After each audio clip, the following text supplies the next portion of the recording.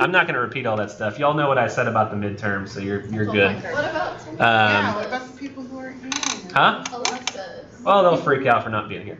All right, midterm, it has a curve, but I can't put it on Blackboard because I don't know if it's going to break Blackboard. Summary finished. If I could only talk like that all the time. You're going to see me looking at this camera and at this screen over here because I'm doing it on this screen for ITV. I'm doing it my screen here for the recording for YouTube, and I want to still get everything done on both. So what I would do is I'm going to go through the same steps that all of you are going to go to find this assignment since we're not doing it on paper copies anymore. So I'm going to go to parisjc.blackboard.com. In fact, I can go ahead and, remember I said I could hook it up to the, he said he still saw what was there even when I disconnected this one cord. So I'm going to disconnect this cord. In fact, I have my own cord. Give me a second. I'll just connect my own cord because that's going to be easier than disconnecting all their cords. And people call me crazy for always carrying a monitor cable around with me everywhere. Someday it becomes useful. Don't laugh at the fact that I almost fell. Had I fallen, then you could laugh. All right, so the whole class in this location should now see apparently nothing. Is that projector not a normal projector? Is it some sort of weird projector that doesn't show when you tell it to show? Let's see, computer input select. We're going to go to computer. Good. So you can all see on my computer what I'm seeing, and Ethan will see on his computer what he's seeing. Ethan, could you tell me too, I can only know through audio since I can't see you anymore. Does it look clear enough to see Blackboard Learn, and can you see username and password? Yes, I can. Good. That will help us. So, I would... Is that how it's supposed to look? I guess you have to do it at that monitor resolution as a result of... I'm going to log in here as Magnus Baraka. He's my fake student. And so we're going to see here what he sees. We're going to do that also here as well. Now once you've gone into your account, you're going to want to click our class. And once you're in there, you're going to want to go to assignments. Click our class, go to assignments. It's really weird. I'm repeating steps. Is this accidentally making me a better teacher? It's like, hey, you hear it twice, so it gets stuck. So here we go. Now, once you see research argumentation essay planning here, you're not going to see the other step of the assignment, which is research argumentation essay quite yet.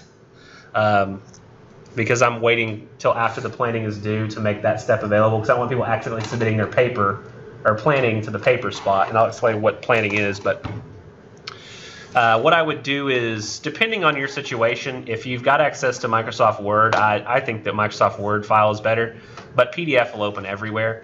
So, I mean, you could open PDF on phone, on computer, on tablet, but I'm going to open this one here because I'm pretty sure this has access to Microsoft Word, and I'm hoping it does. My suggestion is to save it into a particular file, although I'm pretty sure that most people's aren't set up way. Mine, when you click it, it says, hey, do you want to save it to this folder? And I always say yes, I'd like to save it to my documents folder, into a folder that I have specifically for this particular class, which is 23-23 2017 spring, and I'll create a new folder called research paper, just so I can keep track of what it is that I have to do. So I'm going to hit save there, and in this case I'm just going to open it over here. Once it's saved, down at the bottom you can click it and open it. This is so, you have no idea how much fun I'm having. I feel like I'm like flying a spaceship, like, because I've got all this stuff. I would go ahead and enable editing because I think it's just easier to look at, and it'll let you look at it that way. But I mean, you don't have to click enable editing. It will let you do things like highlight what it is that you want to see in the way that you want to see it. But but I'm just going to make it kind of big enough for us to see on both monitors here, and then we'll talk about it. So I'm going to go ahead and make this ribbon on this monitor go away because I don't like that. It's very big. Now, because I've enabled editing, you can do things like, for example, find like a due date that you want to use and click home and highlight, or like say maybe instead you want to do like the research paper planning and you want to highlight that and say, okay, well this is, you know, something that I want to have highlighted in my version of the document. You can save that. However, I will caution you, if you do enable editing, it does not give you the ability to change requirements on the assignment. So if you say 1,250 words, I don't like that at all. Changing that to 750, and then later you turn in like a 780 word essay and say, Nichols, I met all the requirements. Look, yeah, that's not going to help you. So I wouldn't try to do that. Just stick with the way my original document's the document. Okay, you can make all changes you want to yours, but it doesn't change the official requirements. So let's look at these steps here, and I'm going to go ahead and undo that little highlight that I did and just kind of deselect. That way we don't have to worry about that. But it's composed of the following steps. Now, the main steps I'm going to mention first, which are on week 10, day 2. Is this? Do you hear? Hey, Ethan, do you hear the squeak of this chair? Do I hear the what? The squeak of the chair. A little bit. I'm gonna get a different chair. I would be distracted by that. So I'm gonna. In fact, I'm doing it because I am distracted by that.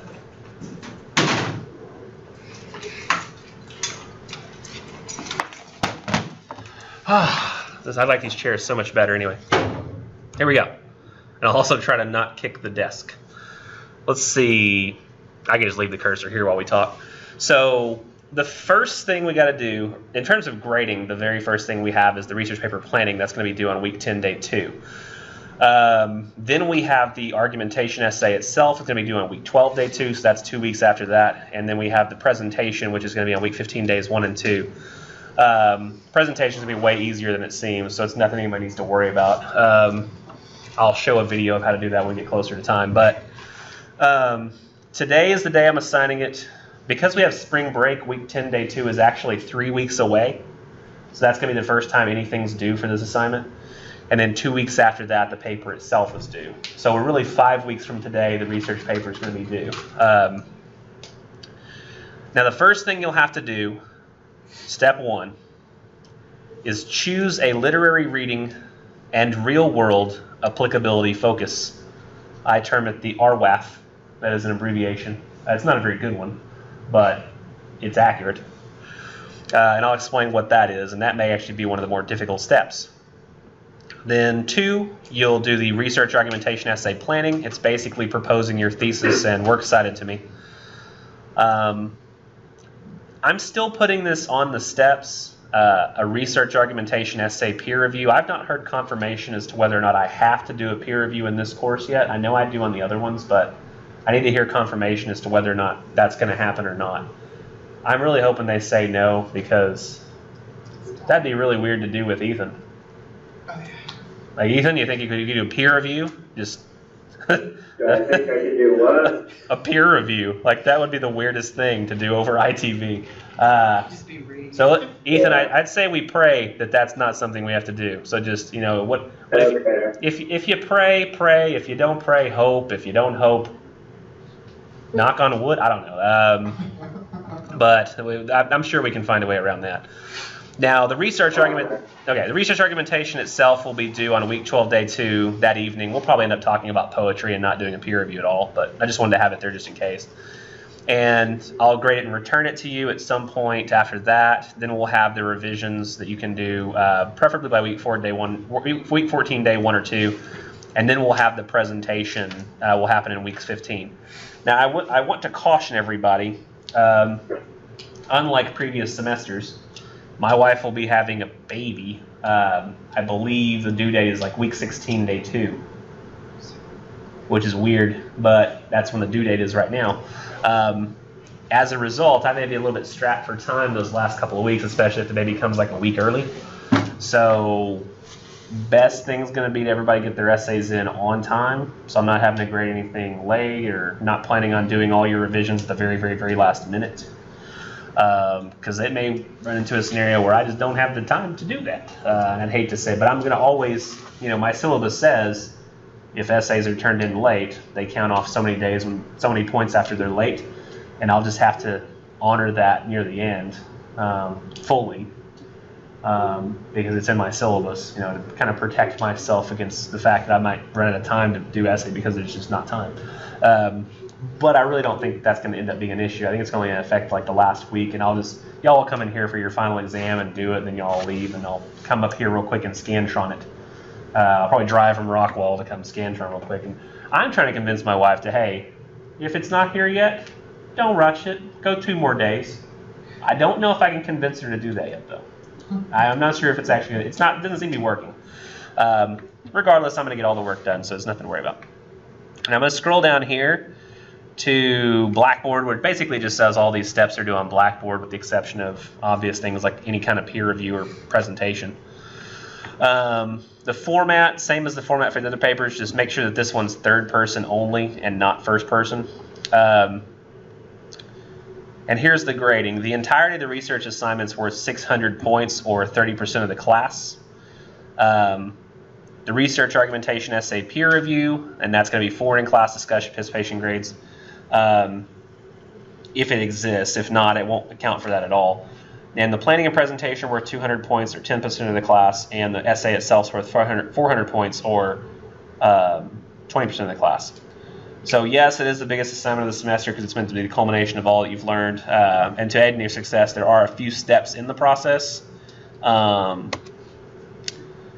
You'll have conferences with me to talk about your current class grade and can ask about your paper topic. Then you'll be submitting your thesis resource or your thesis and sources for approval. And then just FYI, research papers that you copy and paste from the internet at the last minute have basically a 0% success rate in my class, and I give you an instant 0 for it. So just follow steps. It's so much easier. Additionally, I really don't think that based on the nature of my topic that you really could plagiarize it from anywhere. It's almost plagiarism proof. At least now it's plagiarism proof. In the future, people may take this idea and run with it and say, oh, Nichols' idea is fantastic. But I don't think there's anybody out there who uses this topic. So, we'll see. Additionally, I'm going to post something real quick to Blackboard on my screen. So what I'm going to do is I'm going to save. No, I'm not. Because it's irrelevant. Forget what I was going to say. Pretend like I never said anything. Okay, moving on. For some reason, I'm scrolling with the scroll wheel on this computer, and it's not scrolling. That's funny. It goes up instead of down. What? What is this? What? Okay. This is the weirdest thing. Apparently down sometimes means up. So what you're going to do first is choose a literary reading in real-world applicability focus and 5 articles of research. And that's what it says right there. So you'll need to choose one of the assigned or green literary readings from the book or syllabus to write a research argumentation essay about. This will need to be your literary reading that can be searched in the Academic Search Complete database to find at least 1 or 2 scholarly literary articles about your literary reading, or its author if the choices are scant. I think in most cases, because we're doing classic Brit-Lit readings in this class, it's going to be fairly easy to find articles written about our particular literary work, although if it's a small enough poem by a writer, it might be a little more difficult. Like you might not be able to find articles on London 1802 by Blake. Although I'm not sure I allowed you to write about that. But just if you're having difficulty finding articles about just your poem, you could try looking for the author's stuff in general, which would be fine. Because if you can find stuff where the author's been talked about and that author's style and the themes that they generally cover, that will also work for your research paper. So you're welcome to do that as well. And that's only in the case that you can't find anything written about your poem. But you only have to have 1 or 2 of those sources anyway, so it's not that big of a deal. I'm already getting dry now, so I'm going to go get my paper here. Also water. Sorry, that was pretty loud.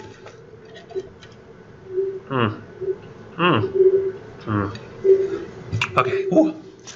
Next, choose a Real-world applicability focus. What?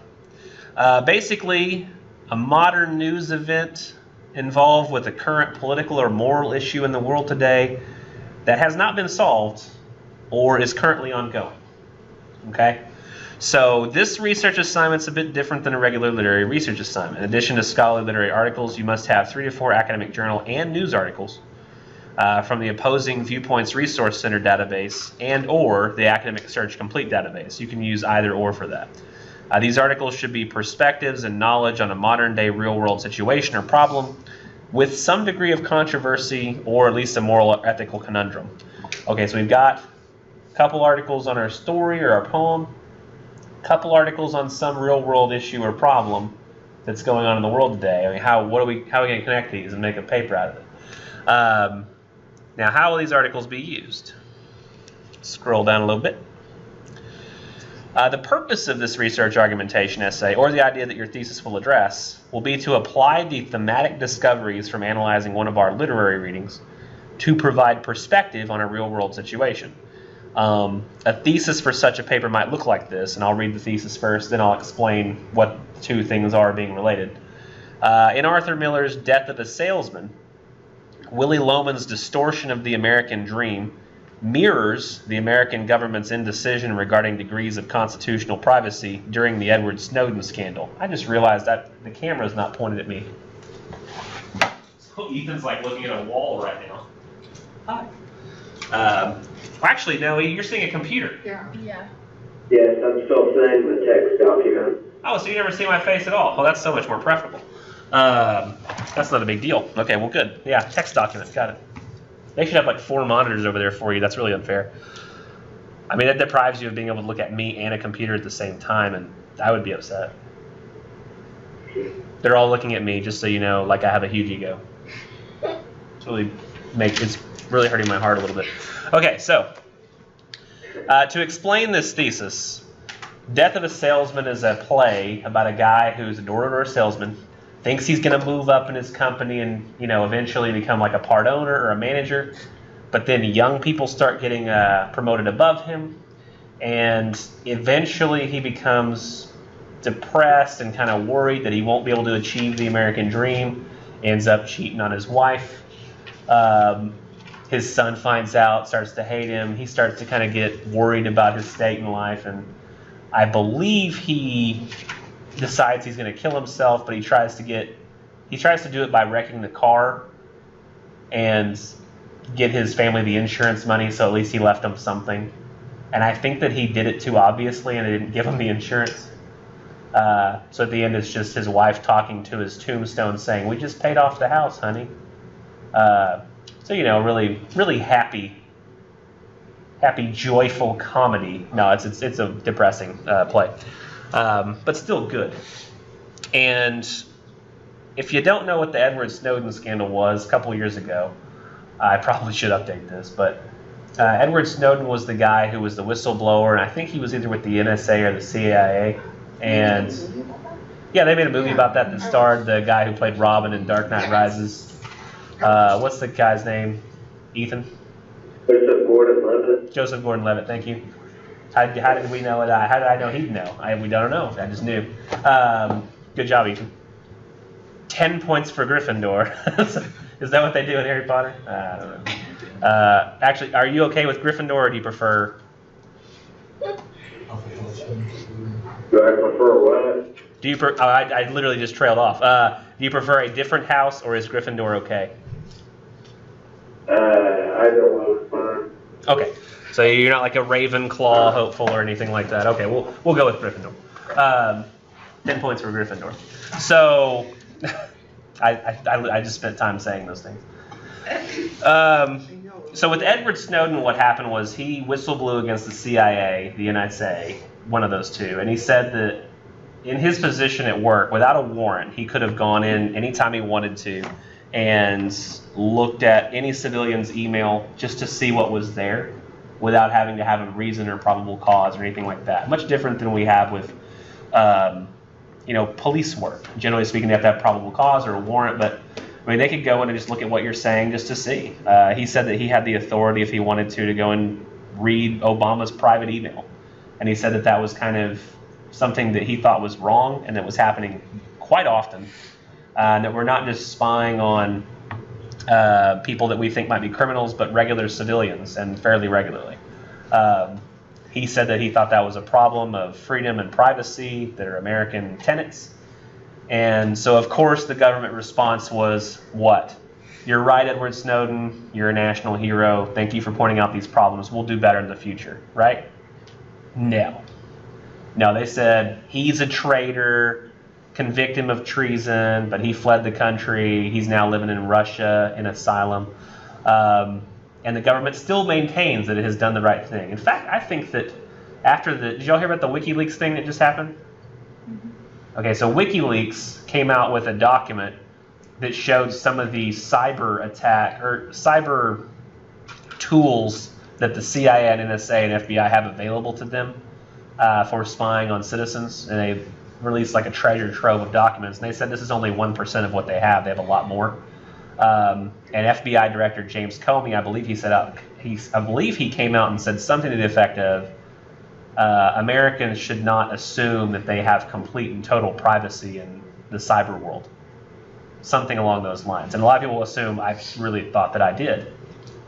This is why I have Snapchat. The picture's supposed to go away.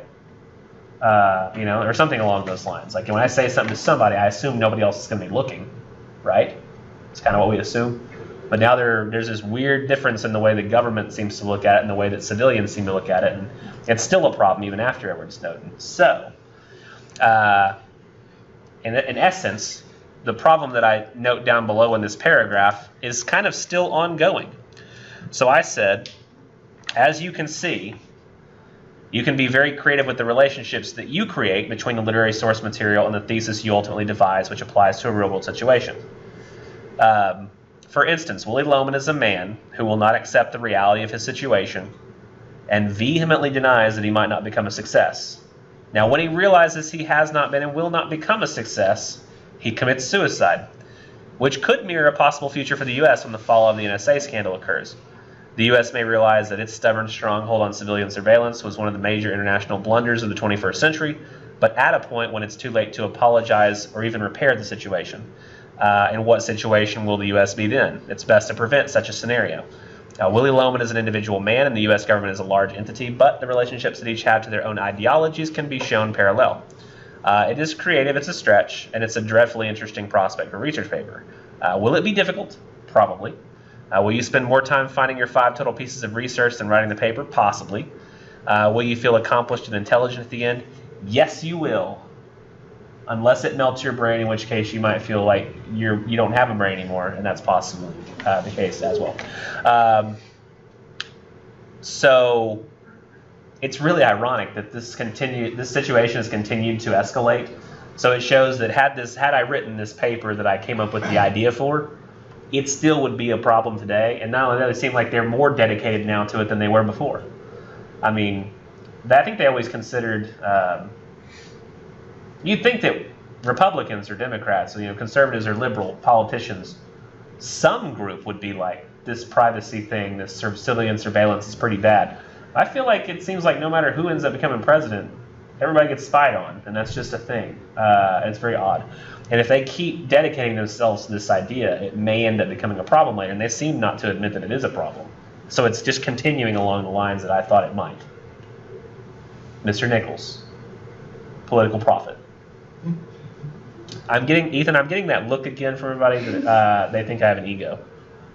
So just to clarify for you.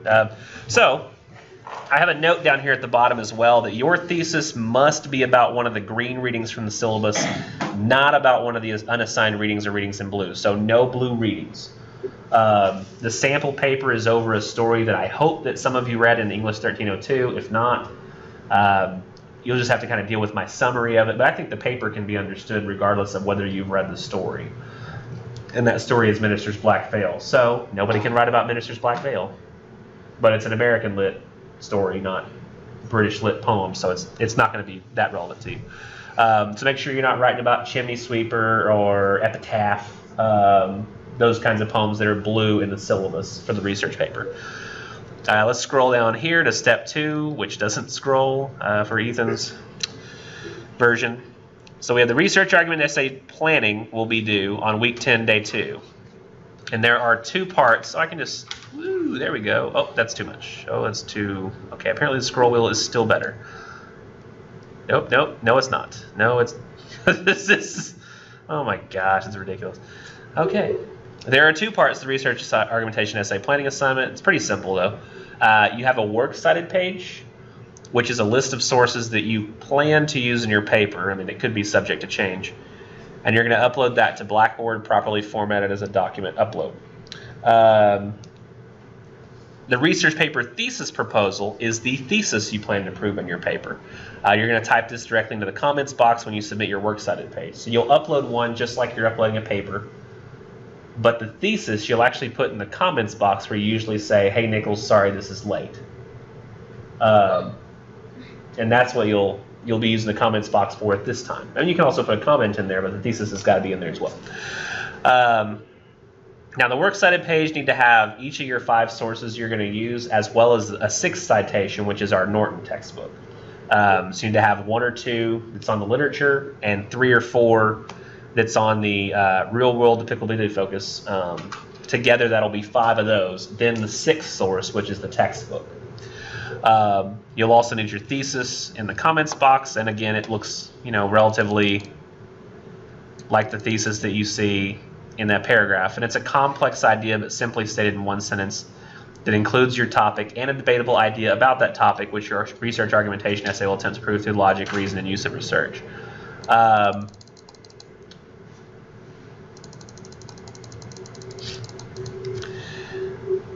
me scroll down here to this section. Now, with the thesis, essentially, your thesis should try to prove a point about how the modern news event or real-world political moral issue could be helped or improved if the themes and meanings of the literary readings were absorbed.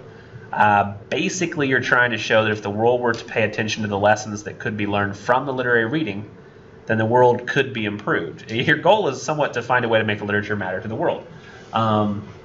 I don't know if you're aware of this, but generally speaking, when presidents are in office, and I'm sure lots of congressmen too, but I mainly just hear about the presidents, they will read, sometimes voraciously when they're in office, novels and especially news. And I'm sure, I'm sure they're having to read like reports all the time, intelligence reports and political reports of some kind. But they'll also read fiction, which is an interesting choice. So people who are governing the free world will often read, fictional books, which seems like it'd be a waste of time, but they must find that there's something in there that's useful. And that's kind of a way I want us to approach this as well. Like, there is something useful in this literature, and there's a reason that it's lasted. And what is that? So you'll be trying to find some way you can relate it to some specific ongoing world event today. Regardless of his politics, does anybody know one way in which Obama separated himself in terms of reading and writing from every president that had ever come before him? There's something he did that none of the other ones ever did. No. While he was in office, he was the first sitting president to publish an academic scholarly journal article while he was president. So he wrote and had published in a scholarly journal an article, and I don't know what the article was about. I can't remember that. It was years ago I read this, maybe 1 or 2 years ago. But he was the only president to have ever done that. Now, granted, is it possible that the academic journal saw the article come through and it said, Barack Obama, oh, we're publishing this, so that they could get more readings out of it? I'm sure it's possible. But it still means that he still tried to make a reference material that cited sources and that kind of stuff. Additionally, I think he's written 2 books, hasn't he? Or at least at that point, yeah. I don't know if he's written anything since. They find some value in literature, so we should too. So let's see. I'm actually going to show you real quick how to do the planning assignment, just briefly. So if you want to try to do that over the spring break, you could work on it. So I'm going to open up a Chrome window here, or go back to the Chrome window with Magnus Baraka, and just go to his essay assignment. Now, what you'll usually see when you go there is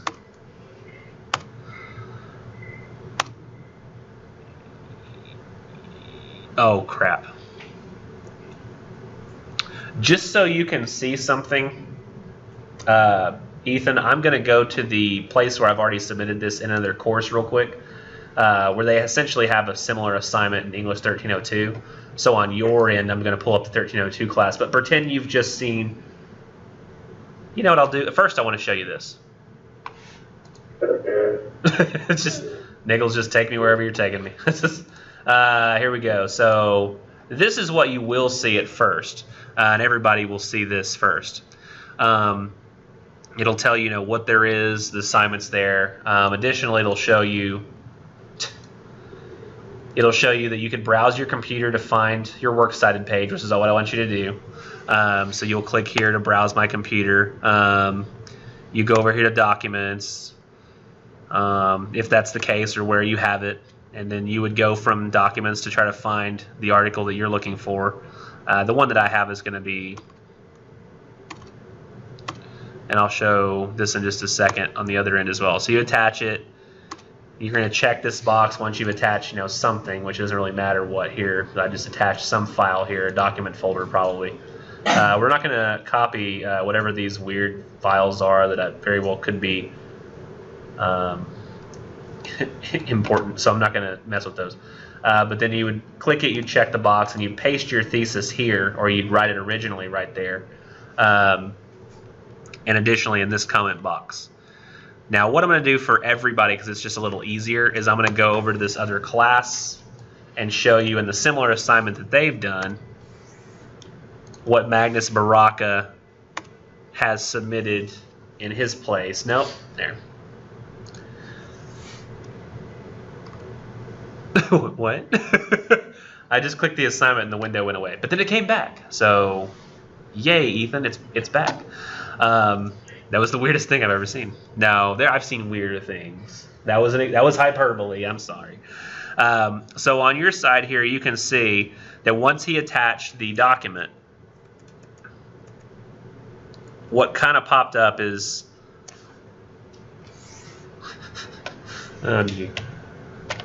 minus. Okay, it doesn't look great, Ethan, but it'll have to work. So what you see is on the left side, like you normally would when you submit a paper, you can see in the viewer the works cited page that you've submitted, and that's just what you think will be your articles. So you've done a level of research, you've picked a topic, you've decided to find articles both on the literature and on the real world situation.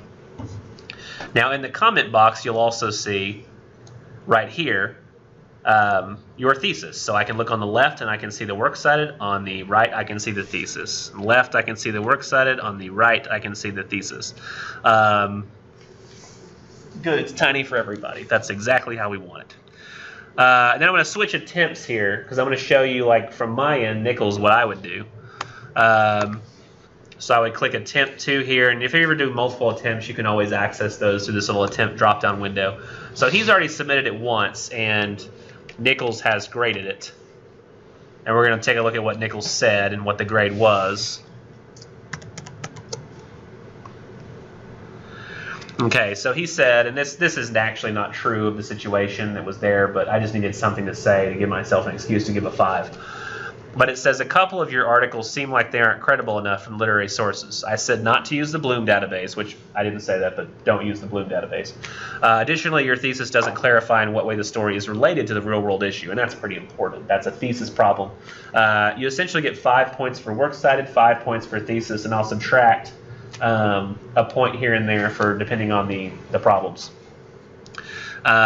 Same here, so you see this is where I said that, feedback to learner. And since I said a couple of the articles don't seem like they're credible enough, that's going to be 2 points off.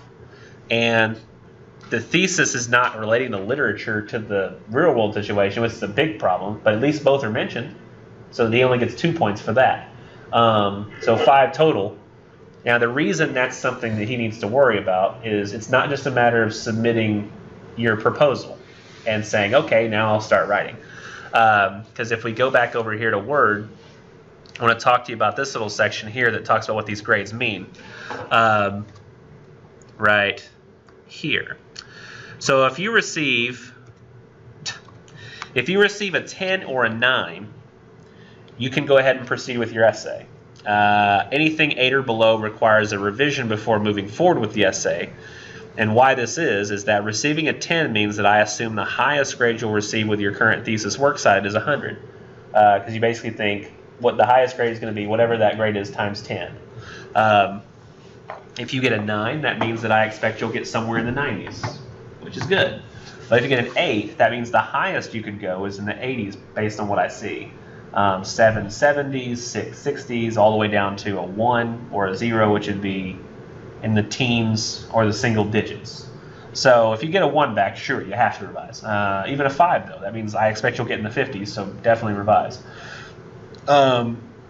You'll need to revise anything I haven't given a 10 or a 9, as that generally means I feel there are very significant problems that still exist with your proposal. So until you get a 10 or a 9, don't feel happy with it. And that's generally how I grade that thing. Now let's skip past step 3. We'll just go directly to step 4, the research argumentation essay. And using your research in a well-developed thesis, you will write a research argumentation essay which supports that thesis about your literary reading and real-world applicability focus. So you've made a thesis that relates the literature to the real-world situation and basically implies the importance of that relationship. And then you'll write a paper that supports that idea. It'll need to be 1,250 to 2,500 words. So remember I said you can enable editing, so y'all might as well go ahead and right now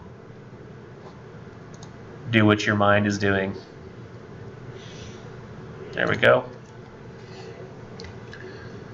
You're like, there we go. He's saying all this stuff, and that's all that matters, is 1,250 words. Okay.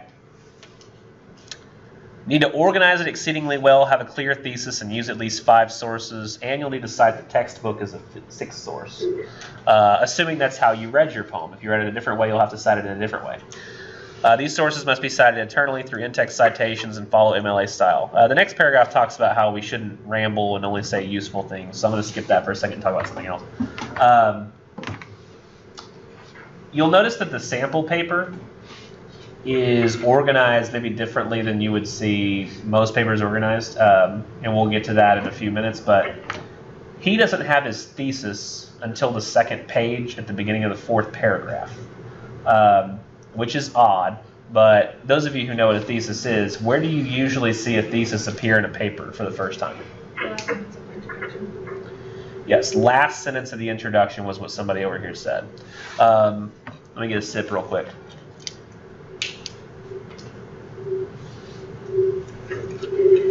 Oh. Last sentence of the introduction. Now, have y'all ever read books that have an introduction? And that's one big long paragraph? Nope. Yeah. No, books generally have like an introduction that runs many pages and talks about the reason that it exists and the function that it has. So introductions then don't have to be limited to one paragraph. So all an introduction needs to do is introduce the necessary concepts for understanding what the argument will be in a paper. In this particular paper, think about what you have to do. You have to relate the literature to the real-world situation and have a reason for doing that, so knowing what that relationship is. So in the sample paper, the student talks about hypocrisy in his first paragraph. The second paragraph, he's introducing the story and reframing his plot summary by talking about the townsfolk in the story and why he needs to basically reframe the story from their perspective because that's what he's focusing on. And then he talks about how the Westboro Baptist Church are and who they are in the third paragraph. And at this point, he's not given what his thesis is. He doesn't do that until the 4th paragraph in the first sentence. But it's because he recognized he needed to introduce all these different concepts before he could give what his thesis was and have that make sense. So I do think that that's the best approach. I don't limit people to that here on this like discussion of what the research paper needs to do, but I have noticed that tends to be the most successful approach. So I wanted to mention that during this section.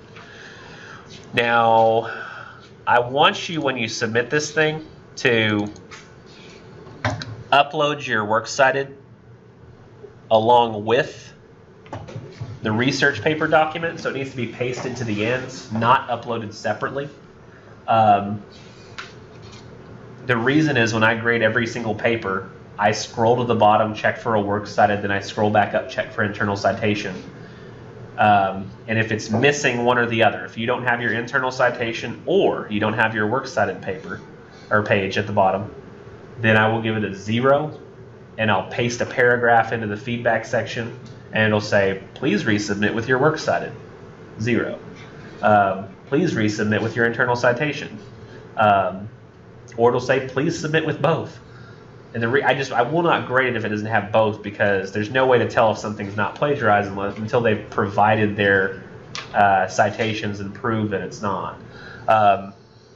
So make sure it's got both. There's no reason to rush right at the due date and like, oh my gosh, I got to get it in. Woo, got it in. I mean, I don't know if I got everything, but I did it. And then I read it and I go, oh, okay, you only cited 3 sources and not all 5. 0, resubmit. So you went through all that like frantic movement at the end to not get your paper graded. It's not really worth it. Now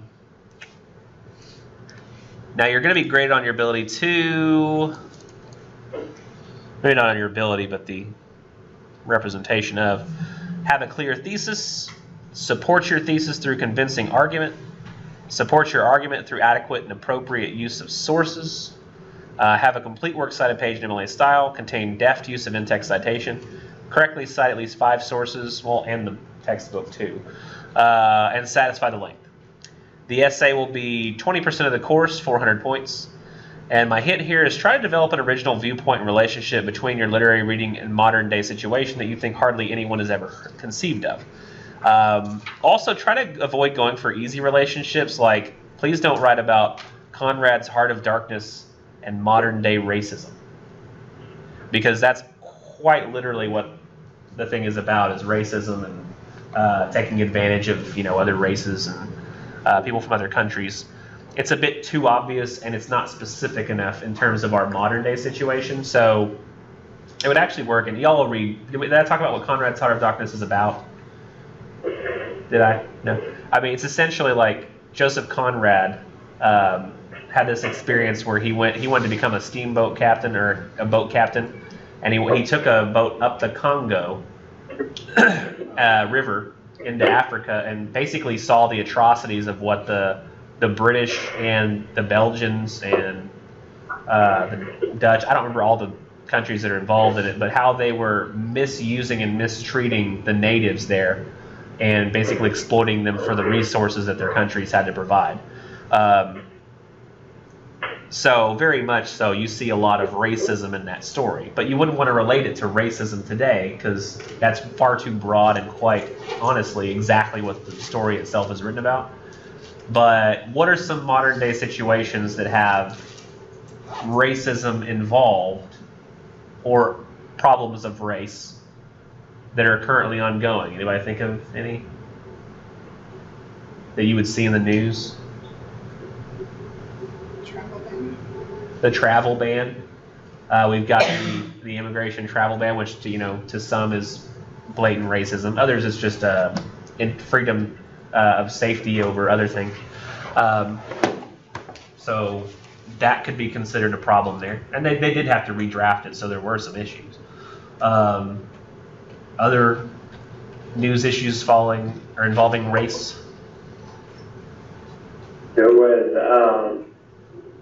was this one story about this autistic kid that was kidnapped, and he was a white kid, and these African American people started torturing him, and it was live streamed.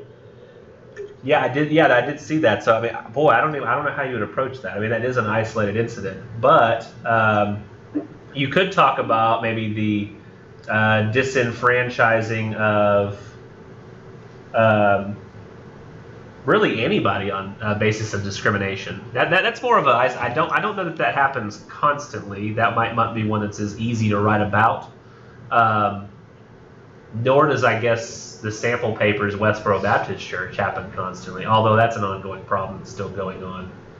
And there's going to be hypocrites in every group. So, I mean, that example definitely works. I'm wondering how doable it is to like say, well, this is a problem that needs solving. If you could find instances of what would that be called? Like, is it? Well, I mean, it's discrimination, but what is it? Discrimination based on mental, not mental health. What do we call it? Differently. Yeah, gummit. Mental disabilities. Yeah, I don't know why I couldn't think of the phrase. I was sitting there like scrambling for the words and I couldn't. So that would be mental disability discrimination, and you could use that as one example, and you could find other examples of when that happens. But it's just another form of discrimination, and so you'd find things like that that you would write about. And since y'all haven't read Conrad's Heart of Darkness, that might not be as readily available to you right now, but it can still be done. Another one is, has anybody seen that movie has anybody seen the movie Get Out? Mm-hmm. Yes. No? But you've heard of it? Coagula. I'm going to go ahead and tell you basically what it is. Jordan Peele, who is the other half of Key and Peele, the comedy group. You may have seen Key before, like do. Y'all have seen that video of the substitute teacher who can't get the kids' names right. He keeps repronouncing all the names. Instead of saying Aaron, he calls the kid Aaron. Instead of Blake, he calls him Balake. And he gets mad when none of the kids say that he's pronouncing the names correctly. He says, that's not how you pronounce it.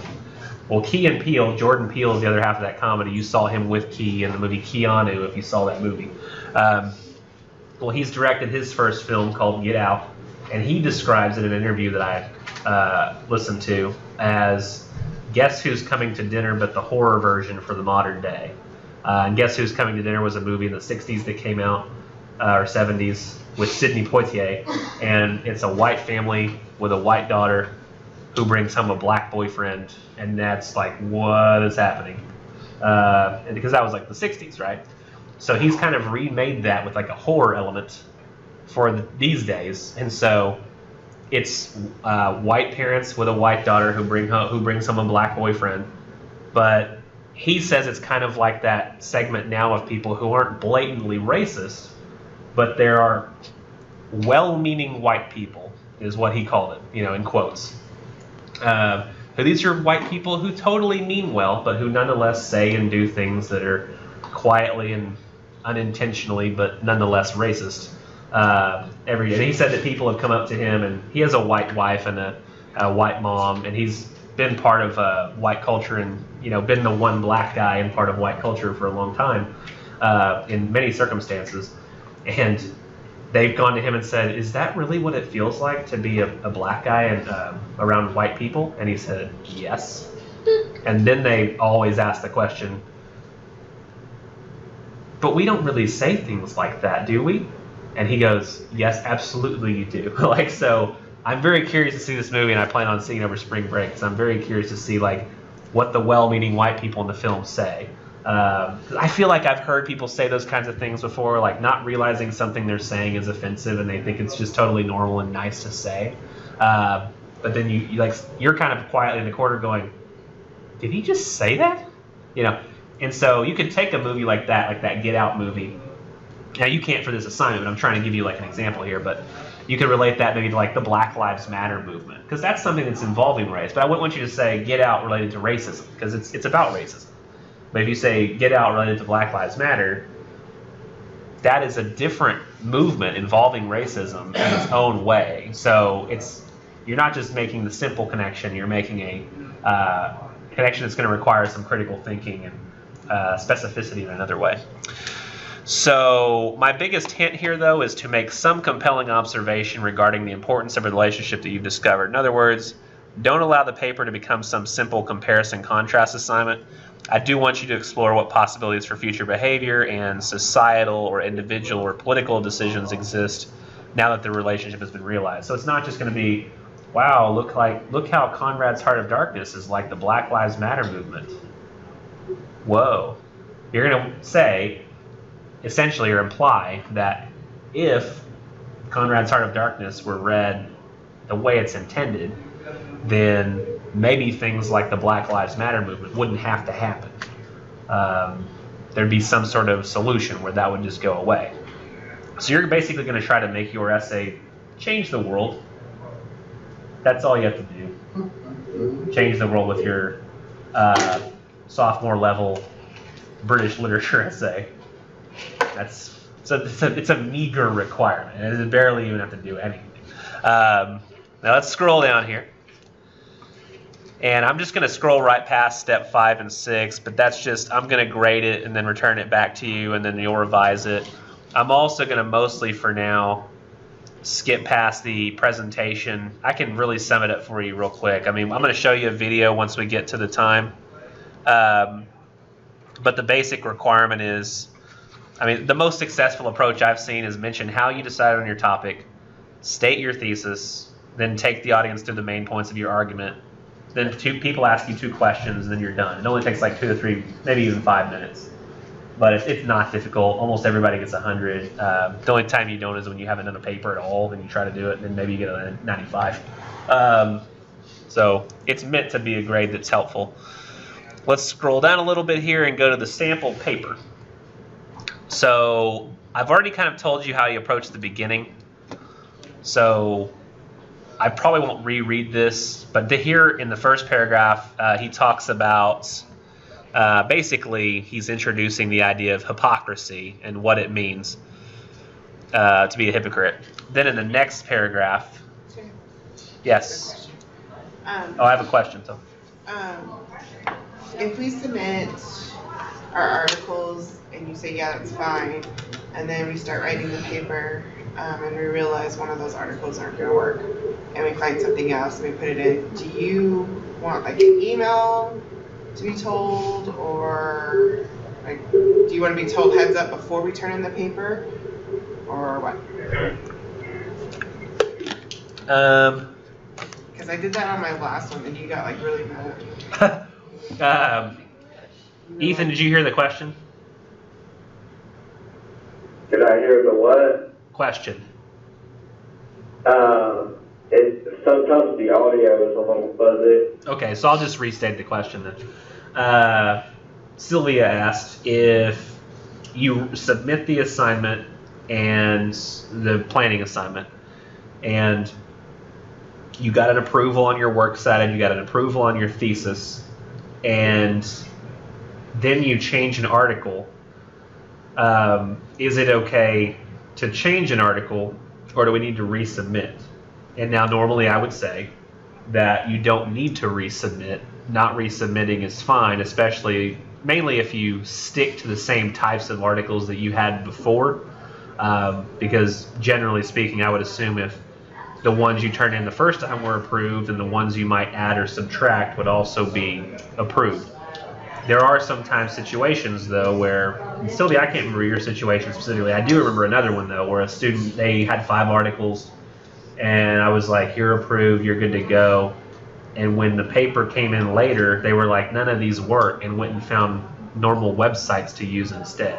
Oh, no, mine wasn't a website. Yeah, yours wasn't that bad. I'm remembering a different student. I know exactly who that was. It wasn't bad at all. Okay, the article I chose the first time was bad.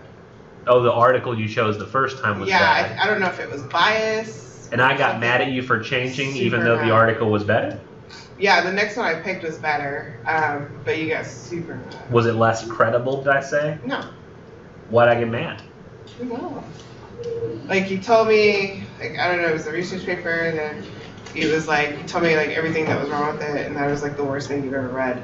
And then it was like, also, there's one citing that's not the same as the one you turned in. And he's like, it was something like, kind of like how you want it to be. It was different. He's like, other than that, this is a piece of crap. Okay, so what Sylvia's doing is she's providing a lot of hyperbole. And I can tell because she said that I said that her writing was a piece of crap and the worst thing I ever read, which I don't say, even if I'm thinking it. So She's exaggerating here, but apparently I made a comment about that. The chances are I made that comment about how you switched an article and that didn't factor into your grade at all. The comments I was making. No, you didn't. But you just made a comment, and so I just didn't know, like, is that a no-no? Should I have told you first? But of course, it was already too late after, you graded it. But, I do prefer to be told, but... I knew, it was good. It was still from Academic Search. It was still an article. I forget what the reason was, but I remember writing the paper, and I'm like, this article isn't going to work. It just doesn't fit. And I forget why. And so I took it out, and then I had to look for another one, and then I found a better one, and then I slept it in. And so, yeah, you said something along the lines of how my works cited pages didn't match because of one article. Oh, yeah. I mean, if you end up substituting something you think is going to work better, and you follow the same guidelines you did the first time to get the good grade on the planning, then it's fine. Okay. Even if I say something about it like, oh, I noticed one of your articles has changed. I mean, I'm not going to grade off on it as a result. I just wanted to know if we do make changes, usually it does. Yeah, you're welcome. Do you want to be notified first when we do? I mean, I want to be notified if you change 2 or 3. Okay. One's not a big deal. Especially if you wipe out your whole thing and start over from scratch. I need to have you resubmit. Even if you got a 10 on your original idea and you resubmit a new idea, I need to know what that new idea is. Because one time I had a student who was approved for an idea like the sample idea, and then they resubmitted and said, oh, I wanted to write about Soldiers' Home in the Holocaust, or Soldiers' Home in World War I. And I was like, Soldiers' Home is about World War I. That wouldn't work. And they were like, well, I got my other one approved. And I was like, yeah, you did good on that one. This one you didn't. It's literally the worst thing I've ever read. No, I'm kidding. I don't. That was a reference. That was an allusion to earlier.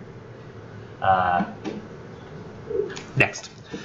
So this paper, and I'm not going to read the whole paper to you guys, but I've already kind of summarized it. Hopefully if you don't remember, Minister's Black Veil is a story about the minister. He puts the veil on. Doesn't tell anybody why one day. The townsfolk are like, what's he doing? Why is he wearing this veil? Did he commit adultery? Did he murder a guy? What's up with the minister? And all they do all the time is gossip about him, and he just lives his life, and they just talk about him all the time. And the Westboro Baptist Church, they always show up to funerals, and they protest with these signs that say, God hates fags, God hates fags. At funerals where it's a military funeral, and the guy's not even a homosexual. They protest always for whatever reason. And so this guy writes this paper, and he says, essentially, I bet I could scroll both at once. As he's talking, he's saying that they're being inappropriate at a funeral, and the minister, he's being very reverent and respectful at the funeral, and that's like the Westboro Baptist Church, where they go to funerals and they're disrespectful while the people who are at them are being respectful. And then, additionally, everybody spends all their time gossiping about him, which is problematic. When he's on his deathbed, he says, I look out and I see the veils on you guys. And then that's meant to kind of be, the Westboro Baptist Church has been told time and time again that they're doing things wrong, but they don't pay any attention to that. And they basically do hate crimes. And then it's actually interesting, the student gets into, he talks about their hypocrisy. And he says that both of them are violating verses in the Bible. And usually I don't let people use, Bible or religion as a source to prove a point. And the reason is because not everybody would, and that only works for somebody who shares that faith. So if, for example, somebody were to ever write a paper and say, well, gay marriage is not okay because the Bible says so, that will not work for anybody in the world who's an atheist. I mean, I myself might be a Christian reading the paper, but I might think, you know what, this really alienates every atheist out there. So if you want to say that gay marriage is something that shouldn't be a thing, think more results-oriented. Think, how would an atheist need to be convinced that gay marriage is not helpful? And maybe you're going to look at, I don't know if any of these things are true, I'm just giving examples. You would look at family health, like how long do those marriages tend to last? Do the kids get bullied in school? Do they have to deal with negative impacts of society's influence? Is there more instances of depression, suicide? I don't know if any of those things are the case, but those are the kinds of things you need to argue in a paper like that, not use religion to make your points. Because you never want to alienate those who don't already agree with you. In this case, he's using the Bible to show that these groups are hypocrites. One is a church and another is a church. So if each one of these churches is failing to follow their rule book, which is the Bible in this case, then they're being hypocrites. And this guy writes this paper, and if you read it, you kind of feel like, I have no idea if this guy is a Christian or not, the person who wrote the paper. He just seems to know a lot about this stuff. And that's really how, if anybody were to ever use kind of religious references in their paper, we should feel the same about your paper. His conclusion does a great job of summarizing all of his arguments, so I will read that real quick. It says, the townsfolk and the ministers Blackvale and Westboro Baptist Church resemble each other because they both fail to directly comply with their faith that they claim to have profound morality for. Both blatantly judge others around them and continually try to play the role of God, despite the fact that the Bible, their source of faith, specifically states that only God can determine the fate of people. Both the townsfolk and the Westboro Baptist Church choose to ignore it on several occasions. This not only makes a mockery out of the religion that is followed, but also creates hypocrisy. So he's summarizing his arguments very well, going into the hypocrisy. And the implication here is if both groups would look closer at themselves, then they wouldn't be such jerks, and people wouldn't feel so alienated all the time by being discriminated against. And I want to show you just real quick what I do when I actually get to a paper. This will be the last thing I show you. But this is actually how I grade a paper. When I first see it on Blackboard, is somebody walking a small robot outside? What's going on in this? Somebody close it. I want to do say one more thing, and it takes like a minute.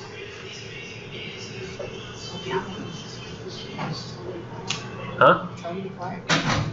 Well, I mean, technically, I've already gone 1 minute over, so I feel like it's partly my fault. So if I'm going to do a Control-F function, this is how I approach every single paper.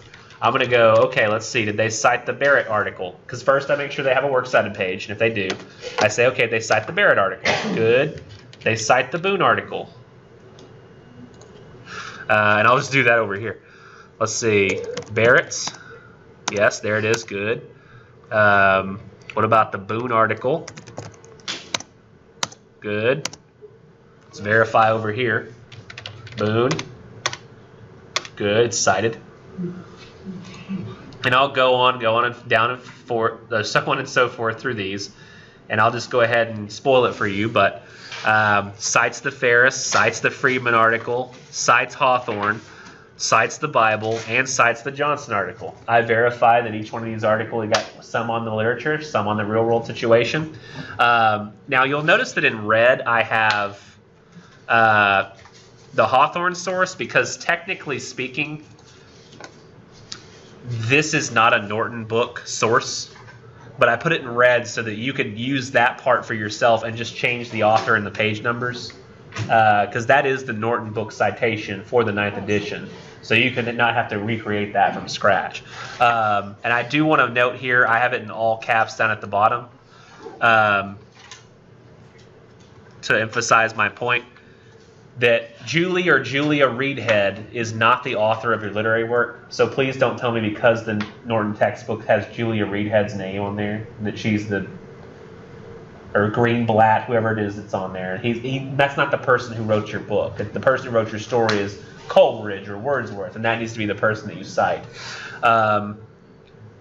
Also, you'll notice that you need to change page numbers to your own, but just make sure that all your citations are properly formatted. Your conference is scheduled to end in 2 minutes. Well, fine. It can end in 2 minutes. That's fine, lady.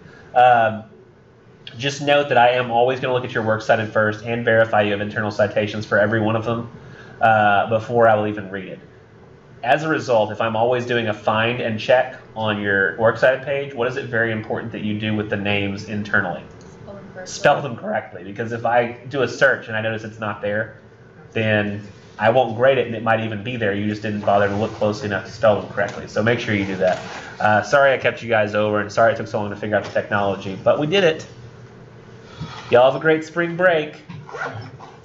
And I will post your midterm grades on the Blackboard in a few minutes. but it will not have your curve, okay? So keep in mind it's going to be curved 12 points. All right. Y'all have a good one.